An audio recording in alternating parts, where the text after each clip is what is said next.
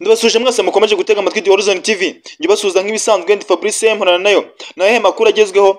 Angola yatangaje yuko igiye ivanye mu biganiro byo guhuza Repubulika ya Demokarasi ya Kongo ndetse n'igihugu cy'u Rwanda mu gihe harimo umwuka mubi hagati y'igihugu cy'u Rwanda ndetse na Repubulika Iharanira Demokarasi ya Kongo. Byose turabyumva ku buryo burambuye. Nituva muri Angola turabwira ko muri Repubulika Iharanira Demokarasi ya Kongo umutwe wa M23 Alliance Fleuve Congo watangaje yuko ibicyo watangaje yuko wagiye kuwavuyemo arimo agace ka Walikare wongeye ukabyishubiza bitewe nuko Repubulika ya Demokarasi ya Kongo yabateyeho ibindi bitero.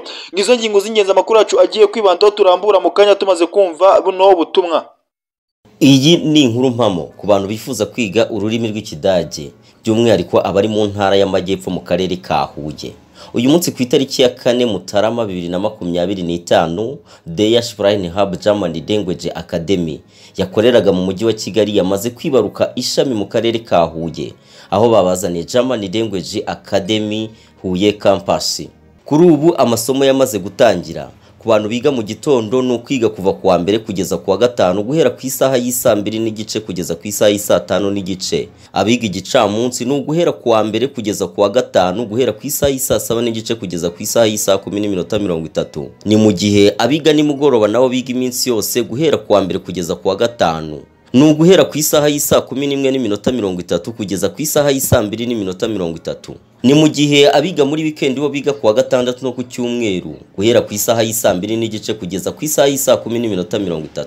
Ni muze mwiga Ikidage mu byiciro bitandukanye birimo A1, A2, B1 na B2. Mu rwego rwo gutangira German Language Academy Huye tubaha ikaze tubafitiye igabanyabiciro cyangwa se ibizwe nka discount mu ndimi z'amahanga aho abanyeshuri bashoje ayisumbuye ndetse n'abiga kaminuza bemerewe kwiga kuri discount. Ikaze wiyigira ururimi rw'Ikidage kuri make vuba neza kandi heza. German Language Academy Huye Campus dukorera ahazwi nko mu Cyarabu ni mu murenge wa Ngoma mu karere ka Huye mu nyubako ya Arsenal Complex kuri etage ya 2.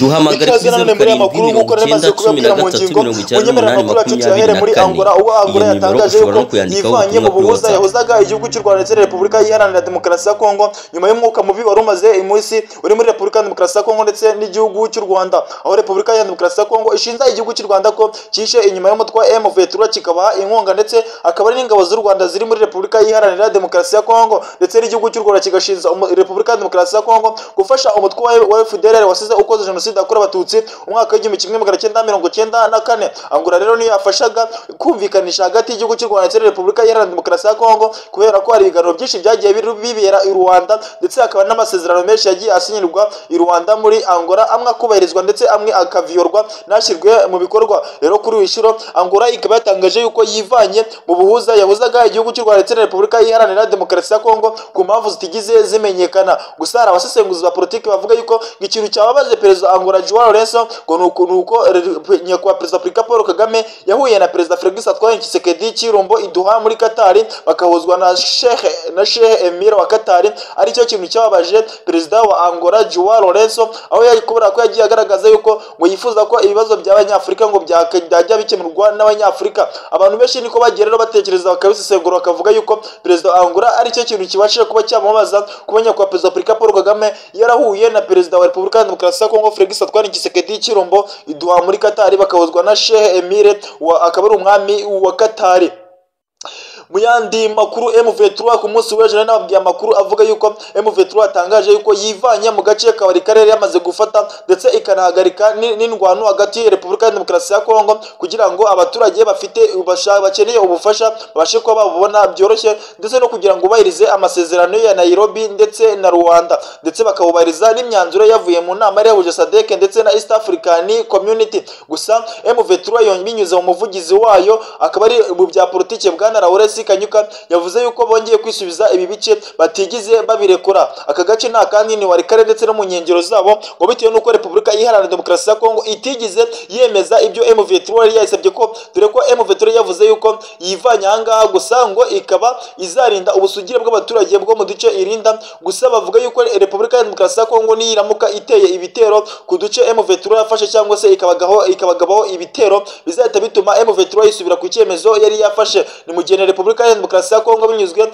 mu muvugizi w'igisirikare cyaho Major General Sylvain Ekenge yari yatangaje yuko ngo batazongera gutera ibitero kuri M23 ndetse anabaza abazarende ndetse n'ingabo ziwe kuba batera ibitero kuri M23. Gusa kuri ishuro M23 yatangaje yuko ngo bayigabyeho ibitero ari nabyo byanatumye M23 ihita iyongera igasubira muri ako gace yari yamaze kuba yarekura. Bavuga yuko Repubulika ya Demokarasi ya Kongo itigize yemera ibyo yari yavuze ndetse n'amasezerano itari kuyashyira mu bikorwa. Ibaye nyuma yuko hari kuba n'ubundi inama iri guhuza abakuru b'ibihugu bari mu muryango wa East African Community ndetse na SADC. Ubu tuvugana ikaba biri kuba ariko tutabaramenya imyanzuro y'inama iri buvemo, aho ari inama iri kubera kuri internet iri buhuza abaperezida b'ibihugu bari mu muryango wa East African Community cyangwa se EAC ndetse n'ibihugu biri mu muryango wa SADC.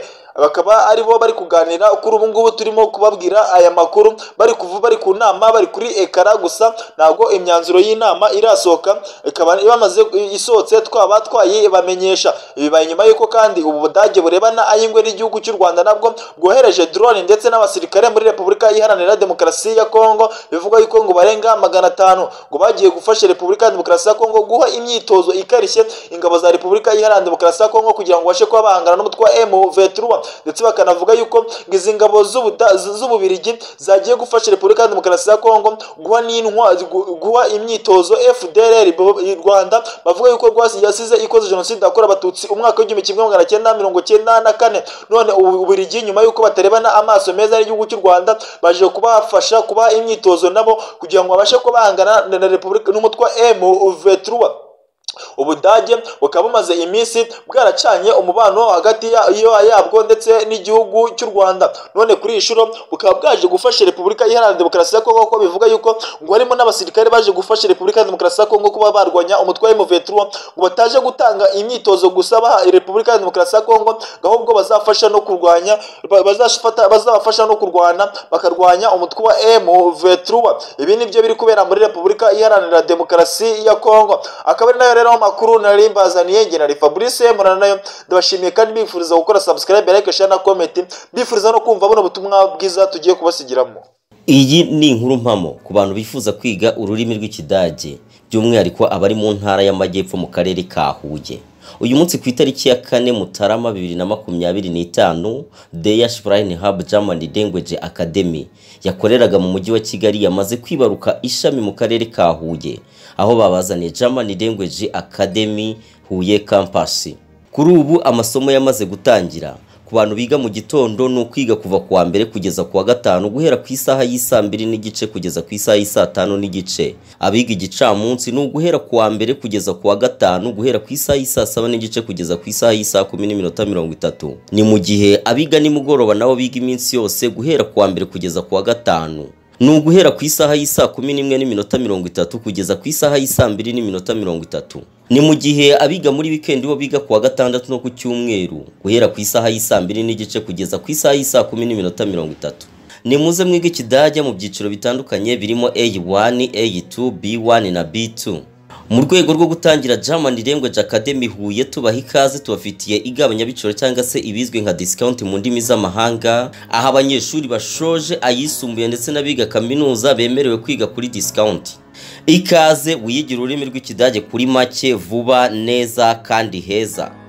German Language Academy Huye Campus dukorera ahazwi nko mu Cyarabu, ni mu murenge wa Ngoma mu karere ka Huye, mu nyubako ya Arsenal Complex kuri etage ya 2. Duhamagare kuri 0790139824. Iyo nimero ushobora no kuyandikaho ubutumwa kuri WhatsApp.